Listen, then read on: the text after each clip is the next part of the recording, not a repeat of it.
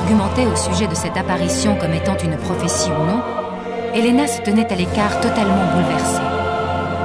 La voix de la pierre détruira son pouvoir. La voix de la pierre détruira son pouvoir.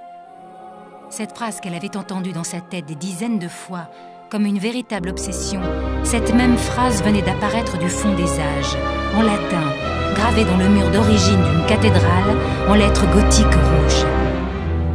Pas de doute, son destin serait lié à cette prophétie, dont elle ne comprenait pas le sens profond. Sauf que son instinct lui disait qu'elle serait en rapport avec ses parents, avec le monde des brouillards, avec la forteresse noire et ses mercenaires. Elle ne pourrait plus rester à l'écart. Il fallait qu'elle se confronte à ce monde brutal, féroce, car elle n'était pas là par hasard.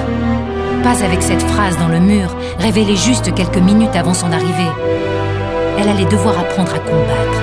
Elle, qui n'était qu'une artiste, destinée à l'univers poétique de la musique romantique, elle allait devoir se faire violence et participer à une bataille, une guerre totale. La libération de ses parents, la survie du clan des orchestres et la survie de ses amis, tout cela allait dépendre d'elle bien plus qu'elle ne pouvait l'imaginer. Elle se sentait perdue, angoissée, désemparée. Elle se rendit compte qu'elle tremblait.